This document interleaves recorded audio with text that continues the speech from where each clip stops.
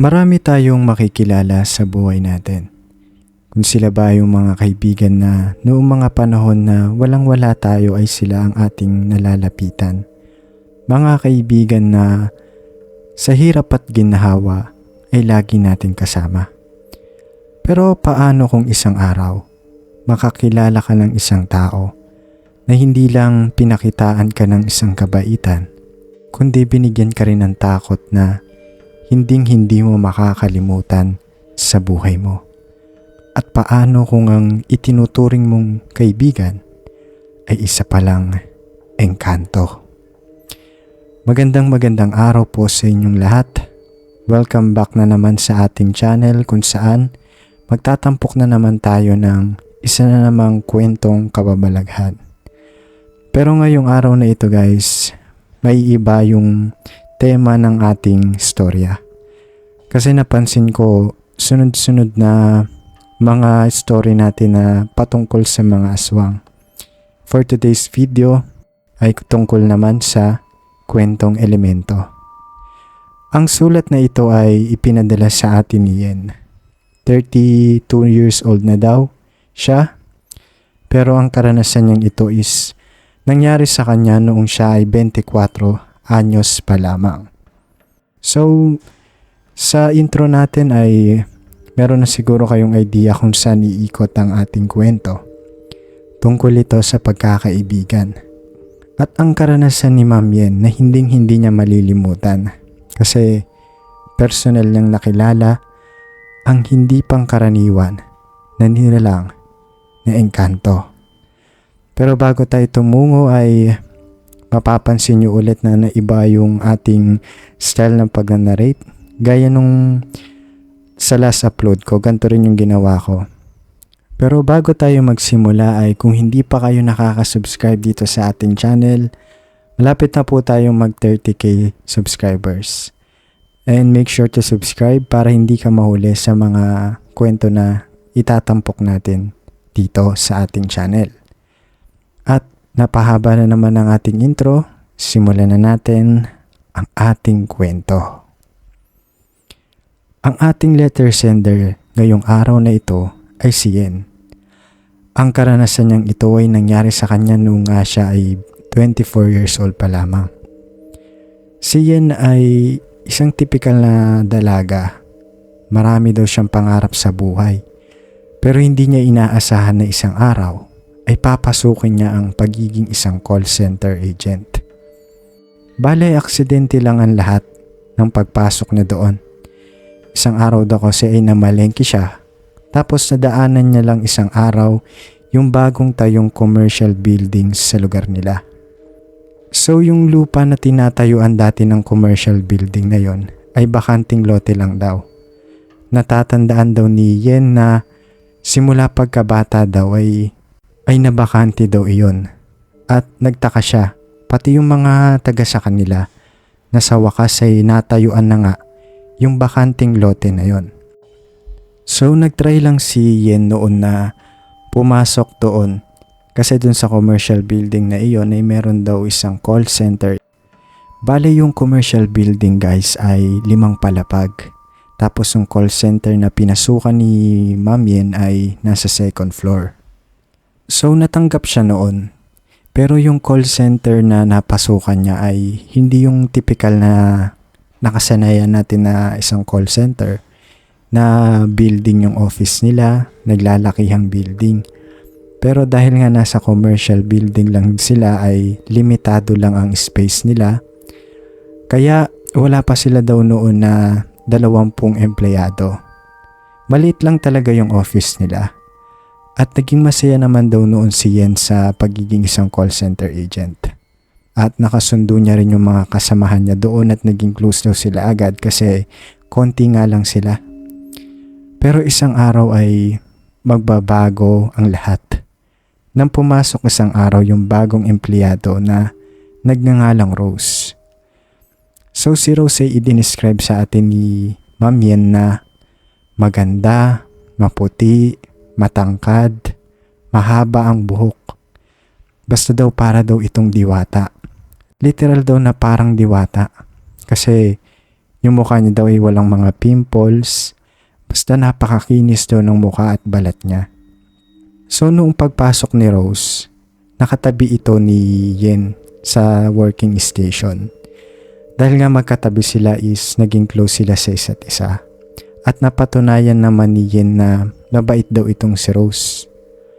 Pero sa lumipas na araw na lagi niya nakakasama itong si Rose, marami daw siyang napansin na kakaiba dito kay Rose. Mga kakaiba na as in hindi kayang gawin ng isang normal na tao. Kasi daw naging close nga sila and ginagawa na nila yung mga gawain ng typical na magkaibigan. Yung lumalabas at magkasama rin daw silang umuwi. At kahit sa pag-uwi ay magkasama rin daw sila. Tapos noon daw na isang araw nakasama niya si Rose na bumili daw sila noon sa palengke. And nung mga panahon na yun ay sobrang init at sobrang layo nung palengke. Tapos habang naglalakad daw sila, si Yen daw ay pawis na. Kasi napakainit nga noon. Tapos tinignan niya noon si Rose. Hindi daw ito pinagpapawisan. And hindi lang yun ang unang beses na nakita ni Yen na si Rose ay hindi daw tinatabla ng init ng panahon at hindi raw ito pinagpapawisan talaga. Pero ang mas ikinagimbal ni Yen ay noong nakasama niya ulit si Rose noon na pumunta sa isang park malapit doon sa pinagtatrabahuan nila. Isang araw daw noon ay nakita niya si Rose na naglalakad pero wala daw itong anino. So nagimbal noon si Yen noong nakita niya yon. Pero hindi niya kinumpronta si Rose na wala nga itong anino. Basta ipinagsawa ng bahala na lang noon yun ni Yen. And nakalimutan niya na rin yun kasi sa sobrang busy nila sa trabaho. Pero may isang pangyayari na talagang nagpaniwala kay Yen na meron talagang kakaiba kay Rose. Si Rose daw ay mahilig sa, kumbaga, isa siyang nature lover. Mahilig daw siya sa mga hayop, sa mga halaman, at nalulungkot daw ito kapag daw nakakakita siya ng mga putol na puno, nalantang mga halaman, mga ganun.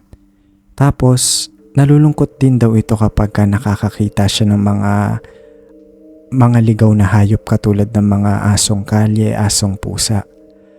Pero nagulat daw noon isang araw si Yen noong naglalakad daw sila tapos nakakita daw sila ng isang aso. So yung asong kalye na iyon ay hindi na makalakad ng maayos dahil nga baka bali yung paa.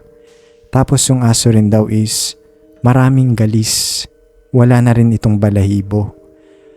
So nung nakita yun ni Rose, nilapitan niya agad yung aso. At hindi siya nagkatubiling hawakan nito kahit na yung aso ay marumi at punong-puno ng mga sugat. So pinanood lang noon ni Yen si Rose habang hinahawakan niya yung aso. Tapos kinakausap niya rin daw ito. Pinapakinggan niya daw noon si Rose kung ano yung sinasabi niya sa aso. Pero alam niya parang bumubulong daw ito ng mga salita na hindi niya maintindihan. Pagkatapos noon tumayo na ito at naglakad na sila paalis. Pero ang ikinagimbal ni Yen ay noong naglalakad na sila, liningon niya yung aso na kaninang hinawakan ni Rose. Tapos nakita niya yung aso na maayos na ito. May mga balahibo na, tapos nakakalakad na rin ito. So yan yung mga napansin ni Yen kay Rose. Kakaiba talaga, na talagang mapapasabi ka na hindi kayang gawing ng isang normal na tao. Pero si Rose daw ay mabait. Pero meron daw siyang kinaiinisan noon. Yun daw yung may-ari ng pinagtatrabaho nilang call center. Yung boss nila. Hindi naman direkta sinabi ni Rose na galit ito sa amo nila. Pero napapansin niya na masama lagi yung tingin niya sa amo nila. Tapos umiiwas rin daw ito doon. Pero isang araw nagulat na lamang si Yen nang si Rose ay magdala ng isang pagkain na nakalagay sa isang bilao. Hindi pinakita ni Rose noon kung ano yung pagkain na yon at tinanong noon ni Yen kung saan niya ibibigay yon. Sinabi niya ibibigay niya daw yon sa amo nila, na ikinagulat naman ni Yen. Pero tinanggap yun ng amo nila. Siyempre kinain din. At dito kayo magugulat guys kasi kinabukasan na ospital daw yung amo nila. At isa lang ang pumasok noon sa isip ni Yen. May kagagawan si Rose sa mga nangyari. Pero hindi naman daw food poisoning yung dahilan kung bakit na ospital yung amo nila. Hindi rin daw sinabi sa kanila kung ano yung sakit nito noon. Basta na ospital daw ito tapos na-admit daw ito ng 1 linggo. So meron na noong kutob si Yen na may mali. Kaya isang araw ay kinausap niya noon si Rose. Sinabi niya, parang dinirektan niya ng sinabi kay Rose na kung meron daw ba siyang alam sa pagkakasakit ng kanilang amo. Tapos noon ay, nung sinabi ni Yen yun ay nagalit daw sa kanya si Rose. Kasi daw pinagbibintangan niya daw siya. Pero alam ni Yen sa puso't isip niya na may kagagawan talaga si Rose sa lahat. So matapos ng komprontahin noon si Rose sa mga nangyari ay naging malayo na sila sa isa't isa. Si Yen din naman ay medyo nagalit na rin kay Rose. Basta alam kasi ni Yen na merong ginawang masama si Rose. At dito na nga nangyari na isang araw hindi na pumasok si Rose sa trabaho. Tapos sa lumipas sa mga araw, unti-unti nang kinakalimutan ni Yen yung mga nangyari. Pati na rin si Rose. Gusto na niyang kalimutan ito. Kasi alam niya na talagang parang meron itong binalak na masama noon. Pero isang araw, napanaginipan niya noon si Rose. Pero hindi yung Rose na kilala niya. Yung Rose na iba na ang anyo. Sa panaginip daw ni Ma'am Yen ay nandoon daw siya sa isang lugar na out of this world kumbaga. Yung mga halaman, yung mga hayop, iba. Parang nasa enchanted forest siya yung mga ganon. Sa panaginip din ni Yen ay nakita niya noon doon si Rose. Pero si Rose ay iba daw ang pananamit. Tapos yung tenga daw nito is yung mahaba na parang yung mga nakasanayan nating tenga ng mga duwende. Tapos yun nga, sa panaginip niya ay nakausap na si Rose.